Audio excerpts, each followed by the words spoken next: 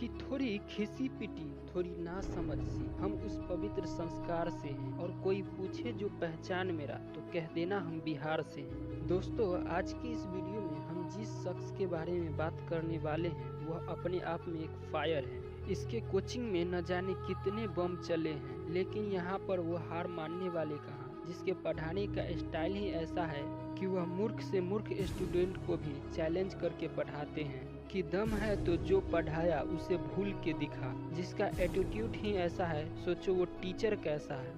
दोस्तों, आज की इस वीडियो में जिस शख्स के बारे में हम बात करने वाले हैं उसे तो आपने थंबनेल में देख ही लिया है, वो है खान सर। इस वीडियो में हम खान सर के फुल बायोग्राफी के बारे में जानेंगे। भले ही इनका जन्म बिहार में ना हुआ हो, लेकिन वह हमेशा हमेशा के लिए बिहार में बस गए और पढ़ाने के स्टाइल से पूरे इंडिया में छा गए। 11 दिसंबर 1993 को उत्तर प्रदेश के गोरखपुर जिले में खान सर का जन्म हुआ था। इनके पिता आर्मी में थे और माता जी एक हाउसवाइफ। यह मिडिल क्लास फैमिली से बिलोंग करते थे, इसलिए इन्हें हमेशा पढ़ने के लिए कहा जाता।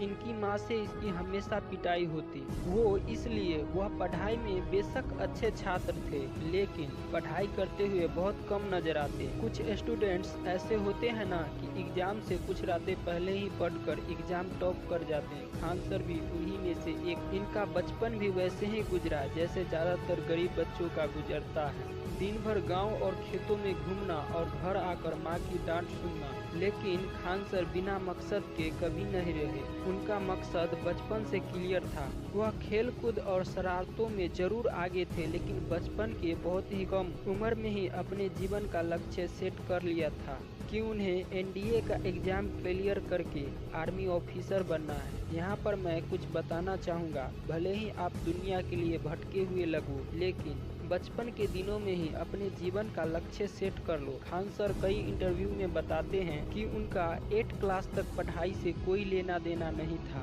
लेकिन 9th क्लास तक आते आते वह समझ चुके थे कि आज अगर पढ़ाई नहीं की तो कल कोई हाल चाल भी नहीं पूछने वाला। इसी जोश और मनसा के साथ पढ़ाई करते चले गए और एक दिन वह दिन भी आया जब उन्हें पटना पढ़ने के लिए भेज दिया गया और यहीं से एनडीए का एग्जाम क्लियर किए। लेकिन यह किस्मत को मंजूर नहीं था, इसीलिए वह मेडिकल में बाहर हो गए क्योंकि उनके दाएं हाथ का ज्वाइंट एडमिट था और दुख की बात यह थी कि वह कभी भी ठीक नहीं हो सकती थी। यहाँ पर खान सर को बहुत बड़ा झटका लगता है कि एक ऐसा सपना जिसे वह बहुत ही छोटी उम्र में देखी हो, जहाँ लोग 12th पास आउट होने के बाद एनडीए का सपना देखते हैं, वहीं खान सर 9th क्लास से ही तैयारी में जुट चुके थे।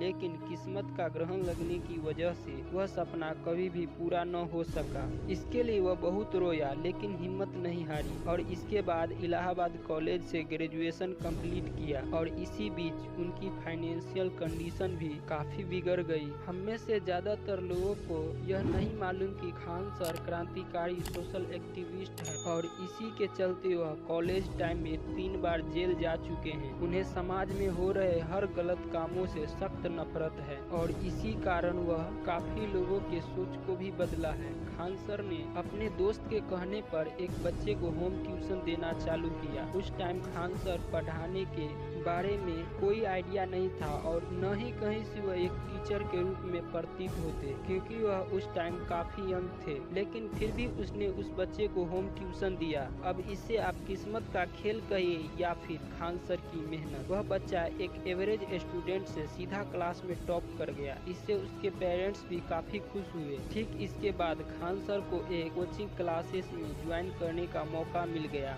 जहां वह पढ़ाने के लिए गए। यहीं से उनका टीचर कैरियर स्टार्ट हो गया। वहां पर पढ़ाने की तरीका दूसरे टीचर से बिल्कुल हटके था। वह बच्चों को काफी डीप में जाकर पढ़ाने लगे, जिससे उस कोचिंग का बिजनेस फेल हो गया। कोचिंग के ऑनर ने कहा कि आप इतने कम फीस में इतना डीप क्यों पढ़ाते हैं। उस कोचिंग के ऑनर को पैसा दिख रहा था, लेकिन खान सर को बच्चों का फ्यूचर। इसी वजह से खान सर को वहां से हटा दिया गया और खान सर के हटते ही वह कोचिंग कुछ ही महीनों में बंद बंद हो गया। कुछ ऐसा जलवा था हमारे खान सर के अंदर। कहानी ने नया मोड़ तब लिया जब खान सर ने खुद का कोचिंग स्टार्ट करने का सोचा। खान सर ने पटना में Khan sir GS research centre के नाम से कोचिंग खोला। इसमें बच्चों की भीड़ इस कदर बढ़ी जितना दूसरे कोचिंग में नहीं था और इससे दूसरे कोचिंग का नुकसान हो रहा था। जलने वाले लोगों ने खान सर के कोचिंग के आगे दंगे भी कराए, बम फोड़े और हर वह कोशिश की जिससे वह अपना कोचिंग बंद कर दे।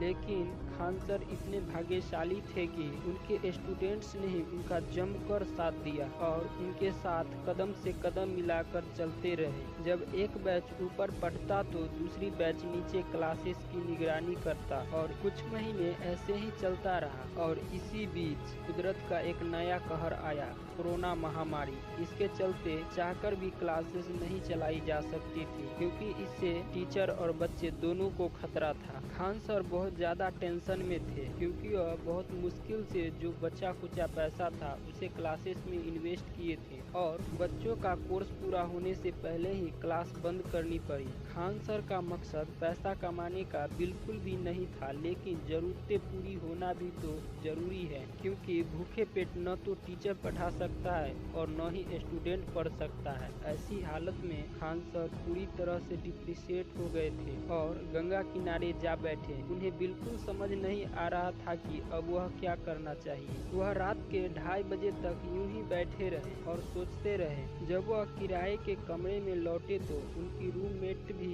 उनकी हालत देखकर दंग रह गए। खान सर ने सोचा कि उन्हें गांव लौट जाना चाहिए क्योंकि इसके अलावा और कोई दूसरा चारा भी तो नहीं है। लेकिन इत्तेफाक तो देखो, उनके पास लौटने तक का किराया नहीं था। इसमें उसने किस्मत का दोष नहीं दिया और एक सुनहरा मौका समझा और खुद को कोसना बंद किया और अपने दोस्त के कहने पर ऑनलाइन पढ़ाना शुरू कर दिया, जो उनके लिए उनके जीवन का बहुत बड़ा संघर्ष था क्योंकि उन्हें ऑनलाइन जाना तो दूर, फेसबुक इस्तेमाल करना तक नहीं आता था। टेक्नोलॉजी तो इससे पहले भी थी, लेकिन बच्चों को पढ़ाने में इतने ज्यादा बिजी थे कि उन्हें इन सब पर ध्यान ही नहीं गया। उन्हें अपने घर वालों का भी ध्यान नहीं रहा। शायद इसीलिए उन्होंने शादियां तक नहीं की और कोरोना महामारी के इस जंग में पटना में ही फंस कर रह गए। उन्होंने बांस के डंडे पर एक सस्ते फोन के सहारे पढ़ाना शुरू किया। इस बीच उनके दोस्तों ने उनका खूब साथ दिया,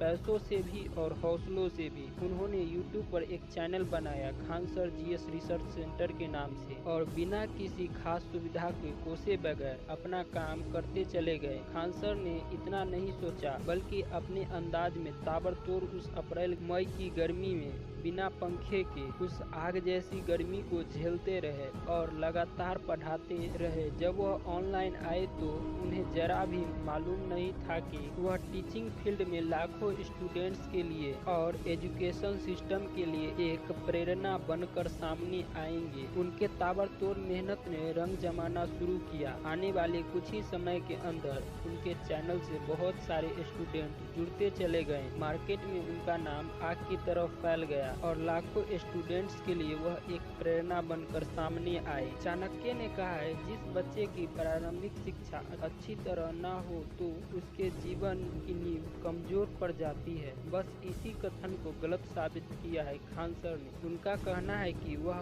गरीब हो, अनाथ हो और विकलांगों से कभी भी फीस के रूप में 1 रुपया नहीं लेंगे और आज वह जितने रुपए में पढ़ाते हैं उतने में तो हमारे 1 महीने का रिचार्ज तक नहीं होता। उनकी कोचिंग फीस पर डे 1 रुपये से भी कम है। दोस्तों, उन्हें विदेशों से 107 करोड़ रुपए का ऑफर आया था। इतने में किसी की भी नीयत डगमगा सकती थी, लेकिन हमारे खान सर बिकने वालों में से नहीं, फौज तैयार करने वालों में से हैं।